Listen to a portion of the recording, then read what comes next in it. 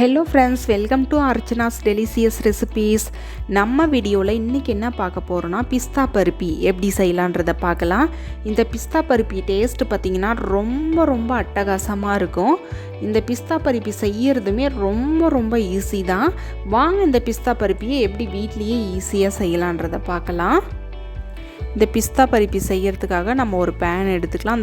அந்த பேனில் butter sheet வச்சதுக்கப்புறமா அதில் கொஞ்சமாக நெய்யை சேர்த்துட்டு இது போல் எல்லா இடத்துலையும் ஸ்ப்ரெட் பண்ணி விட்டு எடுத்து தனியாக வச்சுருங்க. இப்போ நம்ம இந்த பிஸ்தா பருப்பி கூட பாதாமும் சேர்க்க போகிறோம். அதனால் நம்ம இன்றைக்கி 1 கப் அளவு பாதாம் எடுத்துருக்கோம். இந்த பாதாமை பார்த்திங்கன்னா தோல் உரித்து எடுக்கணும். அதுக்காக சுடுதண்ணி நல்லா கொதிக்க வச்சு எடுத்து வச்சுருக்கோம். அதில் இந்த பாதாமை சேர்த்துடலாம். பாதாமை சேர்த்ததுக்கப்புறம் இது 10 நிமிஷம் ஊற விட்டுருங்க. நல்லா ஊறட்டும். இப்போ 10 நிமிஷம் ஆயிடுச்சு. இப்போ எடுத்து இது போல் அழுத்தி பார்க்கலாம். நம்மளோட பாதாம் எல்லாமே தோலெல்லாம் நல்லா ரிமூவ் ஆகி வெளியே வந்துருச்சு. இந்த மெத்தடை ஃபாலோ பண்ணோம்னா நமக்கு ரொம்ப ஈஸியாக இருக்கும். கூடவே 1 கப் அளவு பிஸ்தா எடுத்து வச்சுருக்கோம். அதை ஒரு மிக்ஸி ஜாரில் சேர்த்துடலாம். கூடவே தோல் உரித்து எடுத்து வச்சுருக்கிற 1 கப் அளவு பாதாமையும் சேர்த்துக்கலாம். அதாவது பிஸ்தாவும் 1 கப் அளவு எடுத்திருக்கோம், பாதாமும் 1 கப் அளவு எடுத்திருக்கோம். ரெண்டையும் மிக்ஸி ஜாரில் சேர்த்ததுக்கப்புறம் இதை நல்லா மூடி நைஸாக அரைச்சி எடுத்துகிட்டு வந்துடலாம். ஒரு வேளை பாதாமில் தண்ணி இருந்துச்சுன்னா அதை டிஷ்யூ பேப்பரில் வச்சு நல்லா தொடச்சி எடுத்துகிட்டு சேர்த்து அரைச்சிக்கோங்க. பாருங்கள், இந்த அளவுக்கு நல்லா நைஸாக அரைச்சி எடுத்தாச்சு.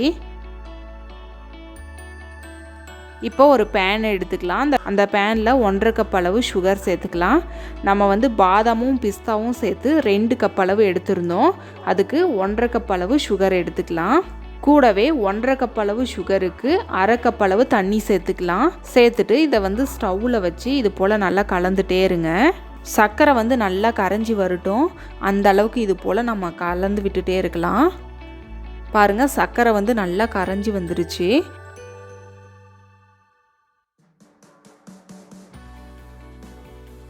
நம்மளோட சுகர் பாகு எல்லாமே நல்லா கொதிச்சு வந்துருச்சு. இப்போ நம்ம கையில் கொஞ்சமாக எடுத்துட்டு இது போல் தொட்டு பார்த்தோம்னா இது போல் ஒரு கம்பி பதம் வரணும். இந்த ஸ்டேஜில் பாதாம் பிஸ்தா இது ரெண்டையும் சேர்த்து அரைச்சி வச்சுருந்தோம் இல்லையா, அதை சேர்த்துக்கலாம். சேர்த்துட்டு இது போல் நல்லா கலந்துட்டே இருங்க.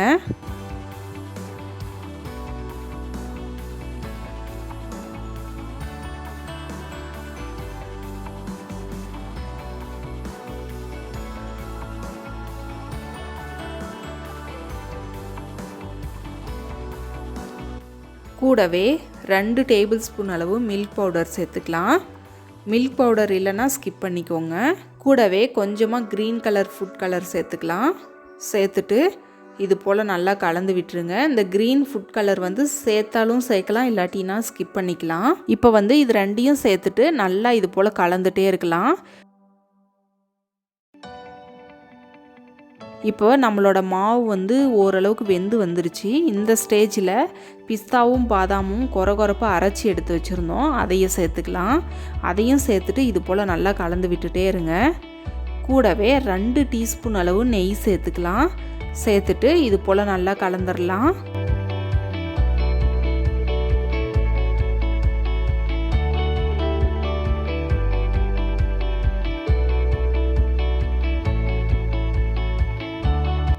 இது போல் நல்லா கைவிடாமல் நம்ம கலந்து எடுத்தாச்சு. இப்போ பாருங்கள், இந்த மாவு எல்லாமே நல்லா வெந்து வந்துருச்சு. அப்படி வெந்து வந்துச்சுன்னா இந்த பேனில் ஒட்டாமல் நல்லா சுருண்டு வரும். இந்த ஸ்டேஜில் நம்ம ஸ்டவ்வை ஆஃப் பண்ணிடலாம். பாருங்கள், இந்த அளவுக்கு நல்லா கொஞ்சம் கூட ஒட்டாமல் சுருண்டு வரணும். அதுதான் கரெக்டான பக்குவம். மாவு கொஞ்சமாக கெட்டியாக ஆரம்பிக்கும். இந்த ஸ்டேஜில் நம்ம ஸ்டவ் ஆஃப் பண்ணிவிட்டு முன்னாடியே நம்ம பேனை ரெடி பண்ணி வச்சுருந்தோம் இல்லையா, அதில் இது போல் ஊற்றி எடுத்துக்கலாம்.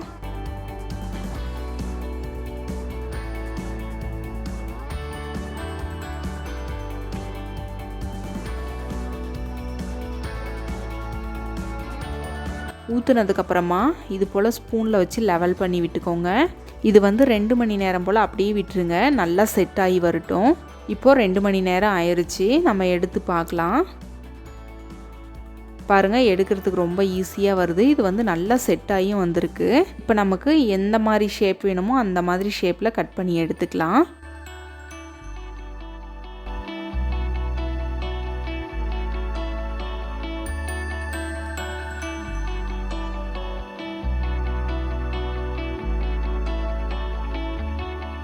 பாருங்கள் எல்லாத்தையும் கட் பண்ணி எடுத்தாச்சு. பாருங்கள் நம்மளோட பிஸ்தா பாதாம் பருப்பி எல்லாமே ரொம்ப ரொம்ப சூப்பராக அட்டகாசமாக ரெடியாகி வந்திருக்கு. டேஸ்ட்டும் ரொம்ப ரொம்ப சூப்பராக இருக்குது. கண்டிப்பாக இதே மெத்தடில் நீங்களும் இந்த ரெசிபியை ட்ரை பண்ணுங்கள். ட்ரை பண்ணிவிட்டு எப்படி வந்துச்சுன்னு உங்களோட ஃபீட்பேக்கை எங்களோட ஷேர் பண்ணுங்கள். இந்த வீடியோ உங்களுக்கு பிடிச்சிருந்தா மறக்காமல் லைக் பண்ணுங்கள், சப்ஸ்கிரைப் பண்ணுங்கள், ஷேர் பண்ணுங்கள்.